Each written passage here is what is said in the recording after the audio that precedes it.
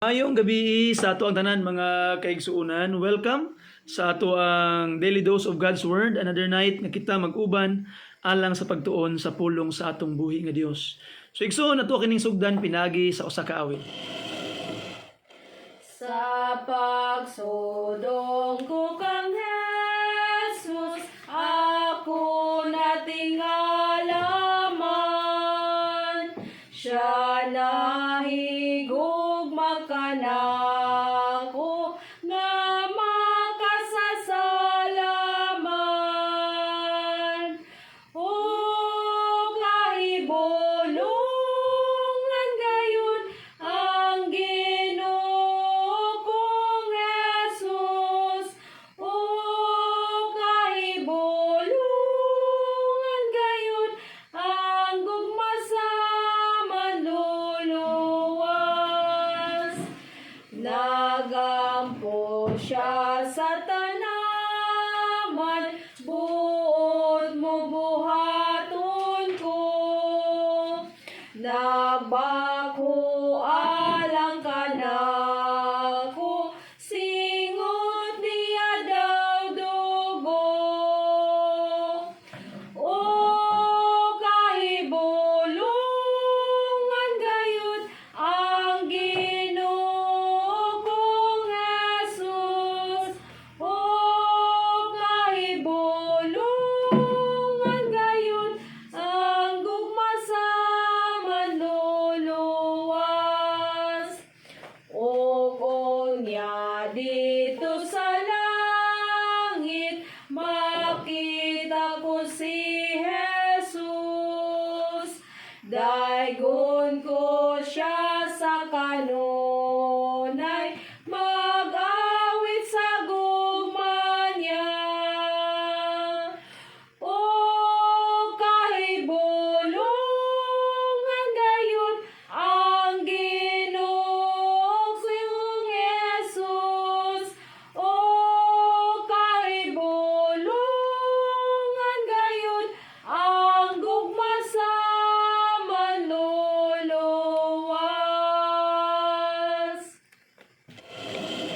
Amen. Thank you for that wonderful song. Ang ato ang Bible study tonight mga kaigsuunan is entitled Nothing Can Separate. Nothing can separate. Romans chapter 8 verse 31 down to verse 39. Very nice kaayo nga text mga kaigsuunan. Grabe kaayo ka nindot nga teksto nga hinaot pa unta makahatag kanato karon og kadasig nga kagabion. Okay, let me read it to you. Verse 31, the Bible says, "What shall we then say to these things? If God be for us, who can be against us? He that spared not his own son, but delivered him up for us all, how shall he not with him also freely give us all things? Who shall lay anything to the charge of God's elect? It is God that justifieth. Who is he that condemneth? It is Christ that died, yea rather that is risen again, who is even at the right hand of God, who also maketh intercession for us. Who shall separate us from the love of Christ? Shall tribulation, or distress, or persecution, or famine, or nakedness, or peril, or sword? As it is written, for thy sake we are killed all day long, we are accounted as sheep for the slaughter. Nay, in all these things we are more than conquerors through him that loved us. For I am persuaded that neither death, nor life, nor angels, nor principalities, nor powers, nor things present, nor things to come, nor height, nor depth, nor any other creature shall be able to separate us from the love of God which is in Christ Jesus our Lord. Let's pray. Father in heaven, we thank you, Lord, for this opportunity nga imong gihatag kanamo amahan that we can continue ang among Bible study. I am praying, Lord, that you would open more opportunity for us to really proclaim your word, and may these words become an encouragement to the people, nga both pang makaila kanimo ug sa mga wala pa nakaila kanimo. Pasayloa kami, Amahan, sa mong mga kalapasan o himua, Ginoo, nga ang imong pulong karon mahimong mas mo dasig kanamo sa pagsunod ug pag-alagad kanimo hangtod sa katapusan. Salamat, Ginoo, sa pagtubag nini nga mga paghangyo. Sa ngalan ni Hesus gipangayon ako ang tanan. Amen and amen. Amen. Again, maayong gabi sa atong tanan mga kaigsuonan. We have such a wonderful verses karon nga kagabion mga kaigsuonan, and it really proves the great love of God for us. Grabe kadako nga gugma sa Dios mga kaigsuonan alang kanato nga iyang mga katawhan. So first of all, there is a declaration nga giingon ang balaan nga kasulatan sa verse 31. Okay, itong what shall we say then to these things? If God be for us, who can be against us? See, if God is on your side, kinsa may makabato kanimo. I am always telling the church that you plus God is always a majority. San pag unsa kadaghan sa imong kaaway mga kaigsuonan, if you are with God, then you plus God is always a majority. We can find that as an example dito sa Old Testament. If you would read with me 2 Chronicles chapter 20 in verse 15. Open your Bibles there. 2 Chronicles chapter 20 in verse 15. The Bible says, "And he said, Hearken ye, all Judah and ye inhabitants of Jerusalem, and thou King Jehoshaphat, thus saith the Lord unto you, Be not afraid nor dismayed by reason of this great multitude." Because King Jehoshaphat, mga kaigsuonan, nahadlok sa kadaghan kay kaaway. But what did God said kang Jehoshaphat through Jahaziel? Ingon pa niya, "For the battle is not yours but God's." Dili imo ang pagpakig-away, dili imo ang battle, it is God's. So God will fight for us mga kaigsuonan. Similar event ang nahitabo in the time of Elisha mga kaigsuonan. When young servant, gipukaw siya, tanawa na, daghan kay kalaban atong palibot, unsaon ta man ni? And the answer is, mas daghan sila nga naa nato kaysa ni kanila nga sa mga sundalo. So ato makit-an mga kaigsuonan, you plus God is always a majority. You are with a powerful God. But in contrast, kung tanawon po nimo ang negative side, if you will be going against God, then there is no chance for winning. You are bound to lose the battle if you are on the opposite side of God. So ato yung sutaon kanunay mga kaigsuonan nga kita is on the side of God. We must always be sure nga ang atong side is on God. We must shout, we are on the Lord's side, and the Lord's side is winning side, because it is a fearful thing to fall in the hands of the living God, as what Hebrews chapter 10 says. Ato kayong basahon mga kaigsuonan kung unsa ang giingon sa Bible, okay, regarding falling in the hands of God. In Hebrews chapter 10 sa verse 30 and 31, the Bible says, "For we know him that hath said, Vengeance belongeth unto me." Ingon pang Ginoo, "I will recompense, saith the Lord. And again, the Lord shall judge his people." Verse 31, "It is a fearful thing to fall into the hands of the living God." You would not want to be against God, and if you will fall in the hands of the living God, then you are doomed. So I hope by the grace of God mga kaigsuonan, kung ahamang kapadulong, unsa man ang imong ginabuhat sa imuhang kinabuhi, always see to it that you are on the side of God in any issue sa ato ang katilingban mga kaigsuonan. That's why here in our church, di ba kay we are in the top of the issue karon sa Hamas ug sa mga Palestinians versus Israelites. And we can directly think nga dito ta sa kuan sa Israel ta nga side. But mga kaigsunan, we must be on the side of God. We are on the side of God, mga kaigsunan. In the Old Testament, most of the time, God allowed Israel to be invaded when they commit sin. You see, when Israel is sinning, mga kaigsunan, nagpakasala ang Israel, ang ginabuhat sa Ginoo, He allowed other countries to invade them, and there will be war. You see, it is to remind them that they must live holy lives. And look at what happened. Katong pagsugod balang gyud sa gira sa katong pag-atake sa Hamas, mga kaigsunan, sa Israel, it was Saturday, day of Sabbath, pero ahaman ang mga young people sa Israel, ahaman ang ilang mga batanon, nagsayaw-sayaw dito sa desierto, nagdisko-disko sa desierto. So mga kaigsunan, God was angry with His people, and He is using wicked people to discipline His own people. So mga kaigsunan, on whose side we are? Are we in the side of Palestine? No. Are we in the side of Israel? No. We are on the side of God. And we do not ask God nga, Lord, labani ko Ginoo, dili na. But wana ta, Lord, where you stand, we stand. Kung asa ka Ginoo, did to me. You see, so we are on the side of God, mga kaigsunan. And ato makitaan nga it is a fearful thing if you find yourself against God. You see? So mga kaigsunan, we are on the side of God. And kung tanaw nimo, gipakita pod sa Ginoo ang iyang gugma.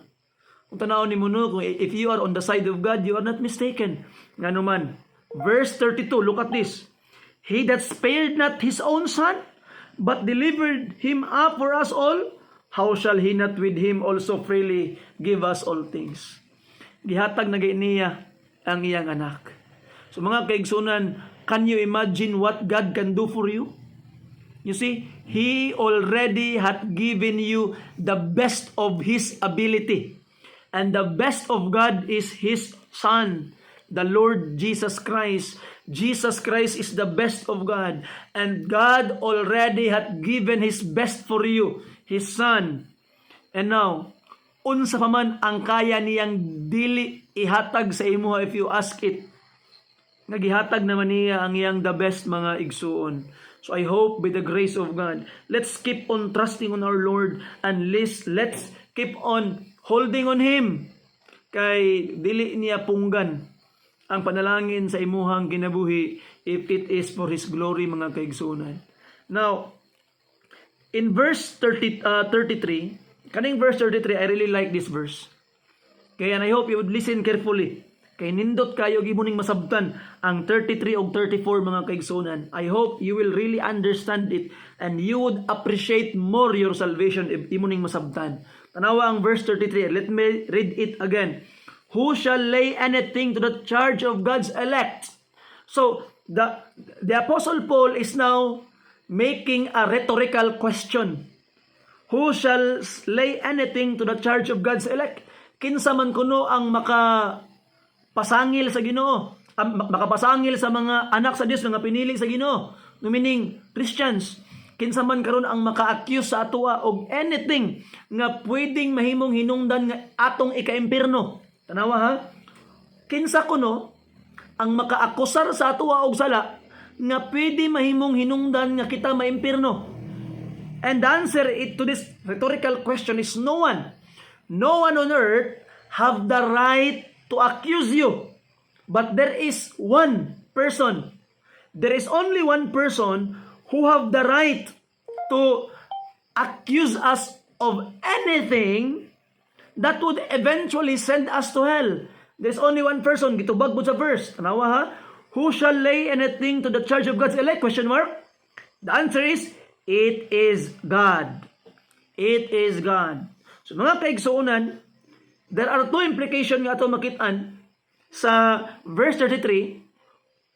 Ang pangutana nga kinsay makapasangil sa mga anak sa Dios para sa usa ka sala nga para maimpierno sila. Ang tubag, kung mangita kag tao, anghel o bisan kinsa, wala. The only person that can accuse you of something that will eventually result nga malabay kas impierno is God. Pero tanawa, it is God that justify it. Look at that, justify it. Unsay meaning sa justified? You are declared righteous or pronounced innocent. So ang Ginoo, by virtue of what the Lord Jesus Christ done in the cross, in which gibutang nimo imong pagtuo, God justify you. Di ba? By faith, in Romans chapter 5 sa verse 1, mga kaigsunan, ingon sa ang pulong sa Ginoo, the Bible says, therefore, being justified by faith, we have peace with God through our Lord Jesus Christ. So because we have faith of the finished work of the Lord Jesus Christ, we are justified. And the one who justifies us is God. And God alone has the right na ay katungod to accuse you of something. So mga kaigsunan, naapabay nabilin nga makakusar sa imuha? Di ba ang Diyos? Di na kaniya accuse nga naman. Siya ang nag-justify sa imuha. The only person in whole universe who has the right to accuse you of something that would result for you going to hell now is the one that justify you himself. Tanawa kanindot mga kaigsuunan. Siya nga dunay katungod nga ilabay kas impierno. Siya nga dunay katungod nga moakyos sa imuha. Siya na hinuon ang nagdeklara sa imuha nga righteous ka by virtue of what the Lord Jesus Christ hath done, in which nga imong gituuhan. So mga kaigsunan, inana kasigurado ang kaluwasan sa usa ka magtotoo. Kaya nga naman, wala na ilaing maka-accuse sa imuha nga tungod ni ini malabay kas impierno. Wala na. Kaya nga naman, ang Diyos nga dunay katungod nga muhimo nini, siya na hinuon ang nideklara nga inosente ka, ni justify sa imuha. Why? Because you have believed in His Son. And we praise and thank the Lord for that, mga kaigsunan. And nanawa ang 34. Ano po ikaduhang pangutana? Who is he that condemneth? Meaning, kinsa may makakondinar sa imuha, makalabay sa imuha sa impierno, kinsa may naay katungod nga mo priso sa imuha sa impierno. Ang tubag, it is Christ. It is Christ. And what did Christ did? It is Christ that died. Ahigala pagkagrabe. Siya nga dunay katungod nga mulabay sa imuha sa impierno, mukondem sa imuha. Wala na ilaing na ikatungod nga mukondem sa imuha. Walay si bisan kinsang tao, presidente, hari, pari ba, pastor ba, o si bisan kinsang tao sa kalibutan, mga kaigsuunan, nga makakondinar sa imuha, nga malabay ka sa impierno. Wala na ilain, si Jesus Christ lang. But this Jesus Christ our Lord, who have the right to condemn you to hell, now died for you in order for you to be saved. Siya nga dunay katungod nga mulabay sa imo sa impierno, nagpakamatay na noon para nimo. Do you find it very amazing, mga kaigsunan? Inana kasigurado imong kaluwasan? Kay siya nga dunay katungod nga mukondem kanimo, siya ang nagpakamatay para nimo. How amazing. We say amen to that, mga kaigsunan. You see? Now, atong gitawag nga makita, yea, rather is risen again, who is even at the right hand of God, who also maketh intercession for us. Di lang kay namatay para nimo, nabanhaw sa pag-usab, o karon mga kaigsunan, katong Jesus Christ, nga maoy naay katungod nga mo condemn kanimo, labay sa impierno, nagpakamatay para sa imuha, para bayaran imong sala, nabanhaw, o karon kay nabanhaw man sa buhi siya, wala pa niya gihunong ang iyang pagsigurado sa imong kaluwasan. He is making intercession for you. Nagapray siya para nimo. You see, He is securing you nga di gyud ka malaglag, mga kaigsunan. Even praying to the Father that you will be secured, making intercession for you in heaven. Ay, amazing. Sure na gyud kayo ang imong kaluwasan, mga kaigsunan. You see, number one, na ay assurance nga ang kamatayon ni Ginoong Hesus sa krus makabayad sa atong sala because he rose from the dead. In Acts chapter 17 verse 31, mga kaigsuunan, awan ninyo ang pulong sa Ginoo. 17:31 in the book of Acts. Okay, the Bible says, because he had appointed a day in which he will judge the world in righteousness by that man whom He hath ordained. So meaning, because Jesus Christ will be our judge. Okay, Jesus Christ will be the judge. He ordained, look at this, whereof He hath given assurance unto all men, in that He hath raised him from the dead. So Christ rose from the dead. Now ato makita mga kaigsunan natin assurance. Okay? Pagkatamis, no? Siya nga nagsakripisyo, siya ang kinabuhi para nimo. Siya mo'y mahimong na ikatungod nga mo condemn nimo. I-condemn ba kaniyang igipakamatyan na kaniya? And that power of His death, you receive it. Why? Because you believe. In Hebrews chapter 7 and verse 25, tanawa ang gingon sa pulong sa Ginoo mga kaigsuonan. Hebrews chapter 7 sa verse 25, wherefore He is able also to save them to the uttermost that came unto God by Him, seeing He ever liveth to make intercession for them. I really find it very amazing mga kay kani pa lang daang duha ka buk bersikulo. Di ba? Una, kinsay na ikatungod nga mo condemn sa imuha, mo accuse sa imuha of something that would cause you to be thrown to hell. God alone. But this God alone, ang atong Dios nga naay katungod nga ilabay ka sa impierno because He can accuse you of anything, He knows everything.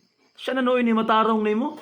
Of Jesus Christ, who have the right to condemn you, siya na noon ang nagpakamatay nimo o pagabanaw pagyud niya, making intercession for you. Wow, amazing. So mga kaigsunan, you are saved. Put your faith in the Lord Jesus Christ. Di na gid na mawala nga kalawasan. Grabe ka sure, grabe ka ligon ang giingon sa pulong sa Ginoo mga kaigsunan.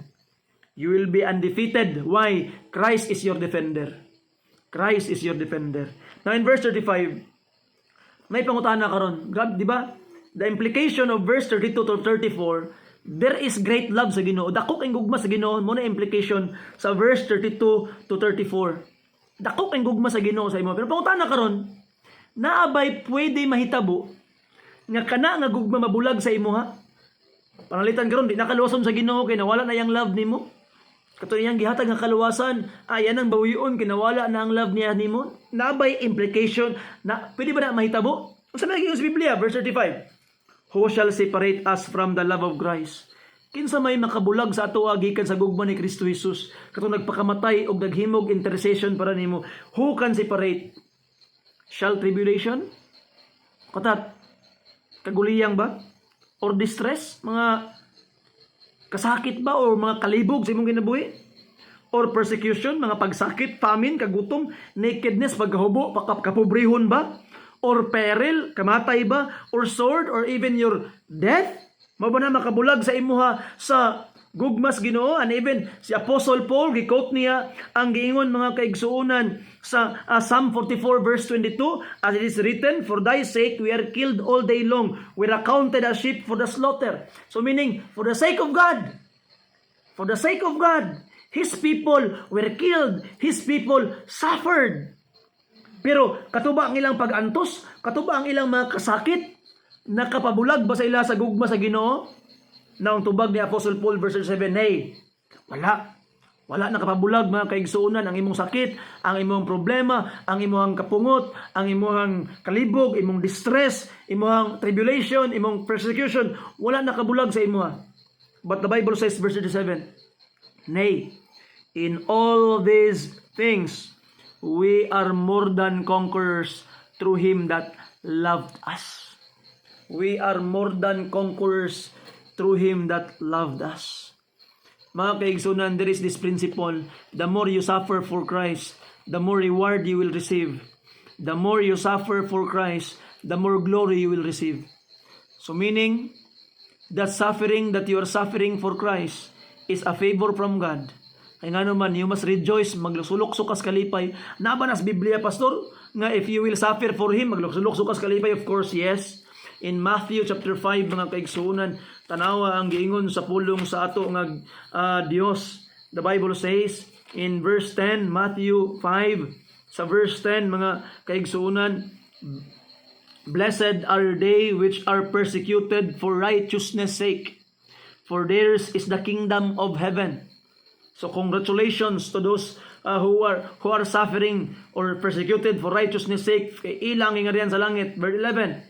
Blessed are ye when men shall revile you and persecute you, and shall say all manner of evil against you falsely for my sake. Rejoice and be exceeding glad, for great is your reward in heaven. For so persecuted they the prophets which were before you. So mga kaigsuunan, this tribulation, distress, persecution, famine, nakedness, peril, sword, for Christ's sake, will be the stepping stone that you would receive great reward, mga kaigsuunan. So pray that you might endure. Kagahapon, I have preached a message entitled Trusting God in a Pruning Season. Okay, I have we have talked about it last sa tuang Bible study, John chapter 15, but I have expounded it more kagahapon sa morning service. And atong makita mga kaigsuunan that sometimes God will prune us. Magpruning ang Ginoo sa atong mga kinabuhi, mga kaigsuunan. Kuhaon niya ang mga walay pulos. Niya sakit kayo kung kuhaon, kung ipruningan kas Ginoo. But remember, the one who is holding the knife is God. The one who is holding the pruning shear is God, and He will never be mistaken kung namon say kuhaon sa imong kinabuhi. Tama to siya, because God is the one who is holding the pruning shears. I hope that you would understand that and start trusting God, because even within those persecution, famine, tribulation, we will have reward, and ato makitaan, we will become conquerors because He loved us. Dili niya itugot ng mga bot ng mga tribulation, distress, persecution, famine, nakedness, peril, sword, naway kaposlanan, because God will promise us in this text that through those things, we will be conquerors. Tanawa ang trust ni Apostle Paul sa verse 38, for I am persuaded. Wala na ilalis, ingon pa ni Paul, persuaded na ko, nasabtan na gid na ako, konbensido na gid kay ko, that neither death, dili kamatayon, nor life, dili ang kinabuhi karon, nor mga anghel, kanang mga anghel, principalities, mga kagamhanan, nor powers, nor things present, mga butang niya karon, nor things to come, katong mga butang umaabot pa lang. Di ba? Usahay na yung mga tao mag-ingon nga, ay, hapit ng tribulation period, ay, hapit ng pagbalik sa Ginoo, ay, hapit ng the big one nga linog, ay, hapit na ang mga end of the world. Higala, wa pa to niabot, pero dili to makabulag sa gugma sa Ginoo gikan kanimo. It will never separate you from the love of Christ. Nor things to come, 39, nor height, nor depth, nor any other creature, sa kinsa pang minugna, shall be able to separate us from the love of God which is in Christ Jesus our Lord. So stay in Christ, mga kaigsuunan. Kay dili gud ka mabulag. Kay ang nagbantay sa imuha, mga kaigsuunan, ang gahom mismo sa Ginoo. The Apostle Paul lists all possible enemies that can potentially separate you from the love of God. But Apostle Paul lists all the possible enemies, lists all the possible threat. Pero atong makitaan, the Apostle Paul declared, none of this can defeat you if you are in Christ. In 1 Peter chapter 1 verse 5, kung sa man ang giingon sa balaan nga kasulatan, mga kaigsuunan, the Bible says, who are kept, look at that, who are kept by the power of God through faith unto salvation, ready to be revealed in the last time. So ato makitaan, mga kaigsuunan, our inheritance in heaven, verse 4, to an inheritance incorruptible and undefiled and fadeth not away, reserved in heaven for you. So those inheritance, mga kaigsuunan, those things nga giandam sa Ginoo are kept by the power of God. Kung ano'y makailog ato, imo na gid to. And we praise and thank the Lord because the Bible declares that we can be assured sa atong kaluwasan karon nga takna sa kagabhion, mga kaigsunan, dako kay gugmas Ginoo. So no one can separate you from that love. Di ba nakita nimo ang declaration sa verse 31 to 34 kung unsa kadako ang gugmas Ginoo ug unsa kadako ang iyang favor? Di ba? Katong makakondem sa imo o makalabay sa imo sa impierno, ni justify, nagpakamatay o nag-intercede para nimo, how amazing. And the Bible declares all the potential enemy is impotent against God. Kay siya mismo ang nagbantay kanimo, igsoon. I hope by the grace of God, karon nga kagabion, kupot kas Ginoo, Lord, salamat kay Ginoo. Another assurance of my salvation.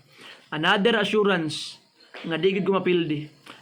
Another assurance nga daog na kong daan. And I hope mga kaigsunan, imo nang appreciate karon or basin nay maminaw nga wala dili pa nimo ni ma-experience kay wa pa kakaangkon sa kaluwasan. Dili pa ni para nimo. Igsoon, nagpakamatay si Jesus Christ para nimo.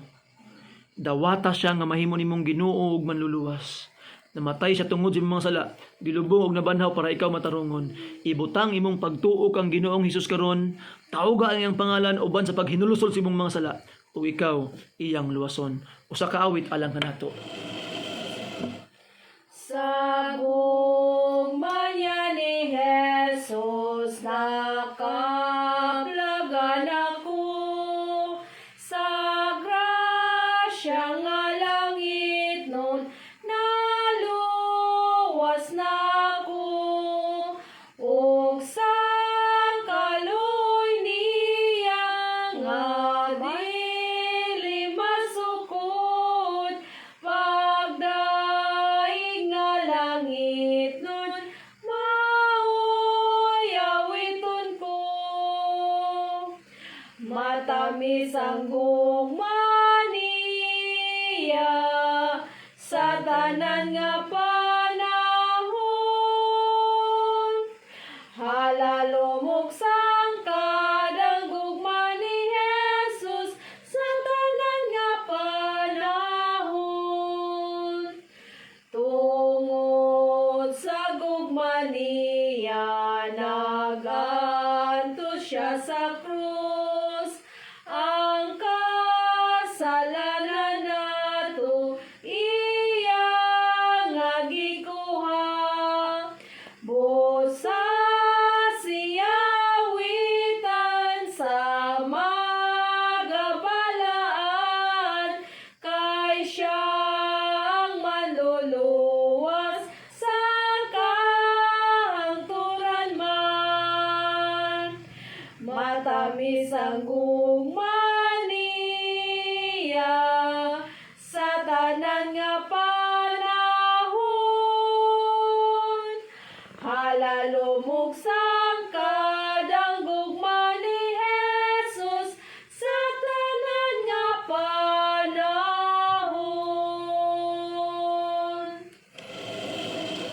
Amen. Thank you sa maong pag-awit mga kaigsunan. And by this time, let's go to the Lord in prayer. Father in heaven, pagkatamis gid ka sa imong gugmamahan. Sa tanan nga panahon, your love never fail us.